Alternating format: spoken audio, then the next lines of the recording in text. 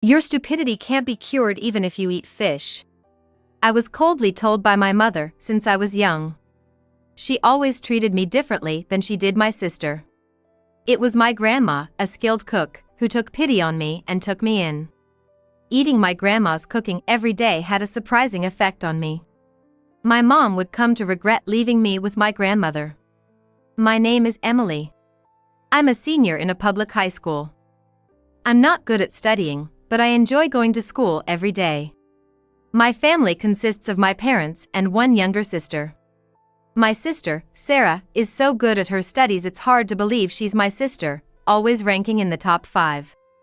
Although she's only a junior, she's already set her sights on going to medical school and studies hard every day. On top of that, she has a slender figure and a cute face. She is almost like an idol. As for me, I struggle with studies, am a bit overweight, and suffer from bad skin, far from the cute idol type. My mom is always cold to me. You're really hopeless. It's a waste to spend on you, so you better go to a public high school, she would say. Her words were cold, but since it was true that I wasn't good at studying, I quietly accepted my fate and enrolled in a low-level public high school that anyone could get into. Really, I wonder who you got your stupidity from, my mom often said. It's a mystery to me too. Both my parents were good at studying. They have graduated from prestigious universities and then landing jobs at a publicly traded company, where they met and got married. My sister must have taken after them, being so talented. According to my mother, I'm the only black sheep in the family. From a young age, it was clear that my mother only doted on my sister. Normally, an older sister's hand-me-downs would go to the younger sister. However, in our case, my clothes and toys were always either cheaply bought from thrift stores or hand-me-downs. My sister always wore brand new, pretty clothes and played with new toys. I envied her, but as a child, I was too afraid of being disliked by my mother to say anything. My sister and I are nothing alike in personality or preferences. I preferred playing outside and often came home injured or covered in mud, which got me scolded. My sister, on the other hand, liked girly things, often playing house or with dolls. Sarah is so ladylike and cute. You could learn a thing or two from her, unlike you, a barbarian, my mom would say in a coddling tone. I was hurt by those words many times, but after being ridiculed and treated coldly so often, I got used to it. Sarah was spoiled and indulged by my mother, receiving delicious cakes and sweets I had never tasted before. Of course, I was never given any. Once, I asked Sarah to share. But she said, "No, Mom said you're too dumb to deserve sweets." Growing up, Sarah increasingly mimicked my mother's coldness and ridicule towards me. The only ally I had in the house was my father, but he was of little help, never standing up to my mother for me. Still, he never said anything mean and was always kind, so I loved him the most. My childhood was like that, and surprisingly, instead of becoming a delinquent, I grew up bright and straightforward. Yet, to my own surprise, I grew up to be bright and straightforward. I have many friends. I'm not good at studies, but I enjoy going to school. In fact, I feel more at home at school than with my family. Probably, the reason I turned out so well is largely thanks to my paternal grandma. My grandparents' house was nearby, and I often went there to play. Or rather, my mother would tell me to go to grandma's house, so I went often. Looking back, I think my mother wanted to go out with Sarah alone, which is why I was in the way. I loved my grandparents' house. Welcome, Emily. I made a cake today, let's eat it together. My grandma was always kind to me. She always made delicious homemade snacks and, noticing my worn clothes, would knit me sweaters, truly treating me well. Emily, are you always wearing these worn-out clothes because your mom won't buy you new ones? I couldn't say anything. Sensing my situation, my grandma didn't press further but continued to treat me kindly. My grandma and mom have never gotten along. They seldom see each other, but I've heard various stories from my father. They were supposed to live together originally to help with raising the children, but my mother flatly refused. We were supposed to live together, but my daughter-in-law refused. And yet, she hardly does any housework or child-rearing. Emily, you're always welcome to come over to Grandma's house. I truly loved my kind grandma. When I visited my grandma's house as usual in my freshman in high school, she looked at me, continuing to gain weight and suffering from worsening skin problems, and expressed her concern. What do you usually eat, Emily? There are foods good for acne, you should ask your mom to cook them for you. My mom rarely cooked and, saying it was a waste of money, would only give me cheap sweetbread. Eating sweetbread every day made me gain weight and worsened my acne. I knew it wasn't good for me, but I was hungry, and I'd get scolded for eating anything else from the fridge. My lifestyle was like that. Meanwhile, Sarah, perhaps due to her metabolism, was thin and had clear skin. My mom seemed to care about Sarah's health, giving her nice salads and side dishes from department stores. It saddened me that even our meals were differentiated, and during family meals, I would stuff my mouth with sweetbread without much chewing and quickly retreat to my room. When I entered high school and faced my first autumn, my grandma unusually came to our house. We got a lot of salmon from relatives. Since we can't finish it all, I brought some over. Salmon is good for the body, and I wanted you two growing kids to have some, she said, bringing fresh salmon. However, my mother responded with annoyance. Mother-in-law, this is troubling. My kids don't eat fish. It'll just go to waste if you bring so much. I don't dislike fish. It's just that we never had grilled fish at home because my mom doesn't cook. Oh, don't like fish, huh? Fish is good for both the body and the brain, Grandma said, looking disappointed. I couldn't stand seeing my beloved grandmother disappointed, so I blurted out. I like fish. I want to eat it, I said. At that moment, I could feel my mother's sharp glare. Silly girl. Your stupidity won't be cured by eating fish. Don't say unnecessary things and go study. You're the only failure in this house. Whose stupidity did you inherit, I wonder? My mom ranted.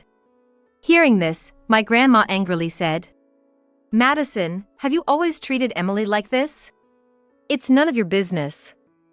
It's because of this child's failures that I'm suffering. She truly is a failure. I think she might even have a developmental disorder or something. I was used to my mother's sarcasm and didn't think it would hurt me, but being called developmentally disabled was truly saddening. My grandma became even angrier. How can you say it's none of my business? She's my dear granddaughter. How can you, her mother, insult and treat her so coldly? Stop lecturing me. I didn't choose to become this child's mother. My grandmother, trembling with rage, had reached her limit. Enough. I'm appalled. You have no right to be a mother. Emily cannot stay in a place like this. Emily, you'll live with me from now on. Following this argument between my grandma and mom, I moved to live with my grandma. I went straight to my grandma's house, and my dad brought my belongings later. He apologized while patting my head with a sad look. I'm sorry this happened. I didn't want to make you sad. I liked my dad, the only ally in my family, so I didn't blame him, but he seemed sorry. Given my mom's temperament, if my dad had tried to intervene, she would have taken it out on me. I thought it was fate that it ended up like this. Your dad is kind, but he's a bit timid. He loves you a lot, Emily. Even today, he was crying, asking me to take good care of you. That wife of his is strong-willed, selfish, and self-centered. Really, I wonder why he ever married her. I listened silently, unable to respond. And so began my life with my grandmother. Grandma wakes up early. She woke up at 5 a.m. every day, to prepare breakfast for me and Grandpa. I was amazed at the breakfast she prepared. Grandma, this is amazing. Such a feast first thing in the morning. It must have been a lot of work. Thank you. Grandma's meals always included a soup and 3 side dishes, even for breakfast. Breakfast also had a wide variety. That morning's breakfast included a vegetable-rich soup made with chicken stock and eggs, freshly baked bread, ham, and a nut salad. I was worried at first if I could eat all of it, but it was so delicious that my appetite kept growing, and I ended up eating everything. Grandma, this is amazing. Everything is so delicious. I've never eaten anything this good before. As I was moved by the delicious breakfast, Grandma looked puzzled. Are you that surprised? I thought this was normal. What did you usually eat at home? I usually didn't eat breakfast. Nothing was prepared. On days I wanted to eat, I'd just toast some bread. Mostly, I just ate sweet bread. Hearing this, Grandma sighed, that mother of yours. Breakfast is very important, especially for someone growing like you. Here, eat up well and go to school with energy, she said, serving more ham and eggs onto my plate. Grandma also prepared a lunchbox for me every school day. I was moved by this lunchbox too. It was packed with homemade sides, colorful and luxurious, and my friends would say, that looks delicious. When I lived with my mom, I never had a lunchbox and always ate sweetbread with discount stickers. On days without sweet bread, it was a bag of chips. I had never eaten a homemade lunchbox before, so I was truly happy. Dinner at Grandma's was, of course, delicious too. We had brown rice or multigrain rice, meat and soup full of ingredients. And although fish was often served, there were meat dishes occasionally as well, offering a wide variety of meals. Living with Grandma, I got to try many new foods for the first time, like quinoa and kale. Grandma, you're really good at cooking. It's fun to try new things. Grandma laughed, seeing how moved I was at every meal. This is normal cooking. It's just that woman who doesn't do anything. I wonder what they're eating at their house now. Grandma said, worried about my dad and sister. Living with my grandparents, I feel more vibrant than before. Both of them, kind and attentive, would praise me a lot as we talked about school over meals. Having always been in an environment where I was ridiculed and treated coldly, I was amazed at how comfortable and stress-free it felt to be here. I realized that this is what it means for a place to feel like home. My grades at school improved significantly. Even though it was a low-level school, my grades went up to the upper middle range. I was so happy that I immediately reported it to Grandma. Grandma, my grades improved a lot. Maybe I've gotten smarter? Oh, that's wonderful. All the effort I put into cooking brain-healthy food was worth it. Grandma was very pleased and celebrated by cooking red rice and grilling a whole sea bream for dinner. I asked while having a second serving of red rice. What did you mean by brain-healthy food earlier? Well, I'm not an expert, but foods like bluefish, nuts, spinach, avocado, and so on are said to be good for the brain. I just made sure to prepare a balanced diet with those ingredients. Indeed, Grandma's cooking included a balanced use of those ingredients. Grandma, you were worried about me being dumb and cooked for me? No, your grandpa and I are old, you know. We've been cooking like this to prevent dementia. It really paid off seeing your grades improve. Both Grandma and Grandpa are over 70 but are very sharp and energetic. Food is really important. What you eat makes up your body. Just eating a balanced diet of seasonal foods can keep you healthy and energetic every day. Since living with my grandparents, I've felt better overall. I wake up feeling refreshed and am always energetic. My acne has improved, and though I wondered why, it might have been thanks to Grandma's cooking. Reflecting on it, I realize how terrible my diet was when living with my mother. What kind of food did your mom make every day? She didn't cook at all. Mostly, I ate sweet bread, and my dad and sister had ready meals or deli food from department stores. Sometimes it was just instant chicken noodles. That wife, having 2 growing children and feeding them like that is terrible. Grandma sighed in disbelief. Later on, I decided to go home for the first time in a while to show my report card. I hesitated a lot, but the thought that my mom might praise me made me want to go and show it to her. It had been half a year since I saw my mother and sister. Huh? Emily, haven't you become cuter? Sarah was surprised as soon as she saw me. Hey, why? Did you do something? Sarah, being a girl of her age. It seemed she was sensitive about looking cute. Indeed, I felt I had become somewhat cuter. Since living with my grandmother, I had lost weight, and my once chubby body was now of average build. My face, once covered in acne, was now clear. Even my hairstyle had changed, having gone to a salon with my grandmother. A stark contrast to when my mother used to randomly snip at it with scissors, deeming salon visits a waste of money. While we were talking, my mother appeared. I immediately showed her my report card and said, "Mom, look. I've gotten a bit smarter." What are you misunderstanding? Just because you got decent grades in such a low-level school doesn't change the fact you're a fool.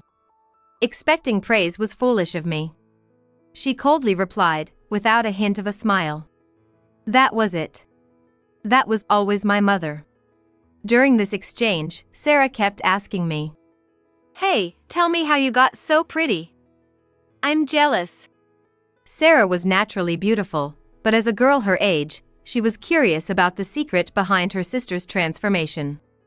It was a pleasant change to be spoken to like this by my sister, something that had never happened when we lived together, but my mother didn't seem pleased. "How long are you planning to stay?" "Sarah has important exams coming up, and we can't have stupidity rubbing off on her." "Get out," she said, pushing the report card back at me. There was no need for her to say it like that. I cried on my way back. Hoping for praise, my expectations were completely dashed, and I was coldly turned away. I realized there was no place for me in that house. Despite being my mother, why? I felt like a nuisance to her. That idea made the tears flow more. Crying, I returned to my grandparents' house, where my grandmother saw me, looked sad, and hugged me. Oh, what a thing to happen. I cried loudly in her arms. After calming down a bit, Grandma spoke to me. "We were going to tell you when you turned 20, your dad and I had decided. But I think it's better to tell you now. Listen carefully, okay?" I didn't understand what she was about to say, but seeing her serious expression, I listened intently. "Emily, the people you've thought were your mom and dad aren't your real parents." "What?" "Your real parents are our son's childhood friend and his wife." Grandma continued, revealing a truth I had yet to comprehend. "Your real parents got into an accident while your mom was pregnant with you. Your dad died, and your mom barely survived, but both were in a critical condition. They managed to save you through a C-section because your mom desperately wanted at least you to survive. Your current dad, who was a close friend, was begged to take care of you as her last wish. On her deathbed, she pleaded with all her might, and your current dad swore he'd raise you to be happy. Is that really true?" I couldn't believe it immediately. "It's true. You look a lot like your deceased parents." Then my grandma continued. "When we decided to take you in, Madison was totally against it. She couldn't stand the idea of raising a child that wasn't hers, suspecting maybe you were the result of an affair. But that's just not possible. You really do resemble your deceased parents. Here, let me show you some photos." She brought out an old album. There were photos of my dad when he was a child, alongside his childhood friend. They might have been high schoolers, too young to tell for sure, but I thought they somehow resembled me. "These are your real mom and dad. If your dad has any more recent photos, you should ask him to see them. In the end, he insisted on adopting you, but I think Madison has never really accepted it." Hearing this, I somewhat understood. My mom's attitude towards me was probably because I wasn't her real child and felt like I was forced upon her. The sudden revelation stirred a mix of emotions in me, feelings I couldn't quite understand. Your real mom and dad were really looking forward to your birth. They had even decided on your name before you were born. Emily was the name your real parents gave you. You were born out of pure love. Tears wouldn't stop. I've always felt so out of place. I thought it would have been better if I hadn't been born. I'm so sorry, Emily. I'm truly sorry for all the pain you felt. You were a wanted child. Even though your real parents are no longer here, to me, and to us, you're a precious, dearly loved granddaughter. My grandmother hugged me tightly as she cried with me. I had spent my life trying to be liked and praised by my mother, always watching her moods. Realizing I didn't have to do that anymore lightened my heart a little. The next day, my dad came over. I'm sorry for keeping this a secret. Dad bowed to me and then showed me photos of my parents on his smartphone. There was my dad, tall and intelligent looking, and my mom, with a gentle smile and beautiful. Dad, can you send those to my phone? Of course. He shared many memories of my real parents. I'm sorry, Emily. I promised to make you happy when I adopted you, but I let you go through so much pain. I'm sorry for being such a father. Dad apologized, truly looking remorseful. After that, I continued living with my grandmother. Graduating from high school without pursuing further studies and instead getting a job at a local video editing company. My sister successfully got into her first choice medical school. Apparently, as my dad told me, after I showed my report card that one time, my sister's attitude towards our mom changed. She probably realized that mom's behavior and neglect were not normal. My mom, deeply affected by my sister's coldness towards her, became withdrawn. Sarah might find it tough being with mom like that. You should bring her over for dinner sometime. My grandmother suggested, so my dad and sister came over for dinner. 4 days later, they visited. Congrats on getting into med school, Sarah. Thanks. Wow, sis, you look even prettier. Our conversation was more lively than when we lived together. Well, I guess. Actually, losing weight, clearing up my skin, and even becoming smarter, it's all thanks to Grandma's cooking. Really? How come? Seeing the dinner Grandma prepared, Sarah seemed to understand. Grandma's amazing. Omega-3 fatty acids from fish, antioxidants from fruits and vegetables, vitamins, and minerals from whole grains. Perfect. No wonder your skin's better and you're smarter. Just like a med student to say that. Isn't it great? We laughed together. Unlike before, when Sarah was influenced by our mom to treat me poorly, now she could talk to me normally, without any influence. I was so happy to be able to laugh and talk with my sister like this. As we were enjoying dinner, the doorbell rang. When Grandma opened the door, Mom burst in with great force, exclaiming, "What are you all doing?" "Well, we're having dinner." "Why are you eating here? I'm all alone at home." Mom raised her voice. "You didn't come out even when we called you, so we left a note on the table, didn't we?" "What? Just because I'm sick and can't cook, you're doing this to spite me? Are all of you being mean to me on purpose?" "Mom, you've never cooked before. And who's really being mean here?" Sarah said coldly. Mom didn't respond to that but glared at me and said, "Emily, ever since you came to this house, everything's gone wrong. Everything's been messed up. My dear Sarah, who used to be so sweet, now talks back to me. And it's all thanks to my hard work that her exams went well, yet why does she treat me so coldly without any gratitude? Emily, it's all your fault." Sarah was just growing up and realizing how abnormal Mom's behavior was. "Mom, it's not Emily's fault. You've always been mean to her and treated only me specially, which I hated. Even when I was working hard on my studies, you never made a single delicious meal, so when you say you've raised me with hard work, it doesn't really resonate with me." Sarah continued eating Grandma's delicious food. "Maybe you should try studying a bit after eating Grandma's cooking? It's really delicious. If I could eat meals like this every day, maybe I'd be able to study better too." "Sarah, why would you say such a terrible thing? You have no idea how much I've struggled." Mom trembled with anger. Grandma calmly responded, "What struggle are you talking about?" Spoiling Sarah and being cold to Emily, not even cooking properly, what are you even saying? It's not thanks to you that Sarah passed her exams. It's because she worked hard herself. It's all because Emily is a failure. Mom shouted. Mom, it's okay. I know that I'm not your real child. That's why I'm a nuisance, why you can't love me, why you're cold to me, I understand. What? Both Mom and Sarah exclaimed in surprise. So, you knew. I raised you even though you're someone else's child. Be grateful. Your dad could have had you from an affair. I've been putting up with this all along. I've told you over and over again that's not true. Dad said, sounding exasperated. If you were so doubtful, you should have done a DNA test. Sarah suggested, changing Mom's complexion.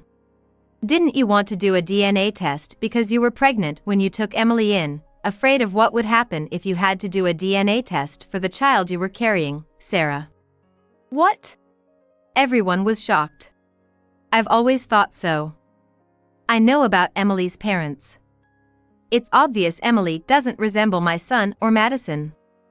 But Sarah, how come you don't resemble my son at all? That's absurd. Madison, is that true? Of course, it's a lie. You just don't like me and are making things up. Enough now. Grandpa, usually quiet, spoke up firmly, fixing a sharp gaze on Mom. Then Mom collapsed to her knees and began to cry. I'm not at fault. It turned out Mom had an affair with a married man, and Sarah was the result. Mom didn't know whose child it was until birth, but thought she could manage regardless. It's a lie. So, I'm not related by blood to Dad, Emily, Grandma, or Grandpa? Sarah was frozen in shock. Dad said quietly. We're getting a divorce. Why? It's all in the past. It shouldn't matter. It's not just about the past. It's about everything you've done and your lack of remorse. I can't think of anything but divorce. I had never seen Dad so angry. Sarah, I know it's a shock, but your mom and I are getting a divorce. It's up to you to decide who you want to stay with. Well, I don't want to be with Mom. But I'm not blood related to everyone else. Sarah, it's okay. I'm not blood related either, but Grandma, Grandpa, and Dad are all still my family. That's right, we're all family here.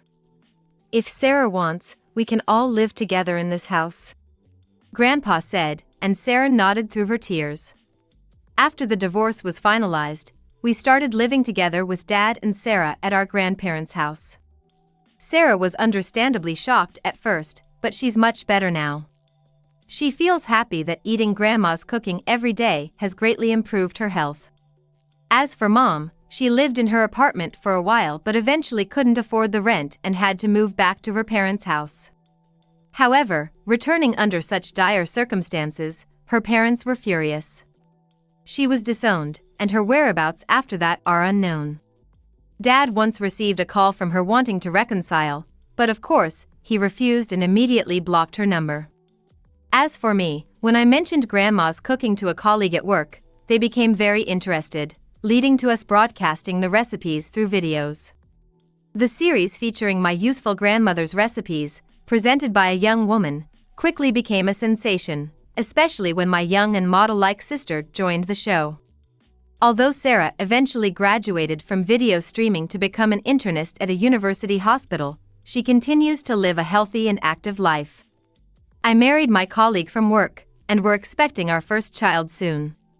Grandma, when the baby is born, you'll have to teach me how to make baby food. Leave it to me. I'll make sure to prepare something delicious to help them grow up healthy. Grandma and Grandpa are still as energetic as ever. Our dining table, surrounded by everyone, remains joyful, delicious, and warm, just like always.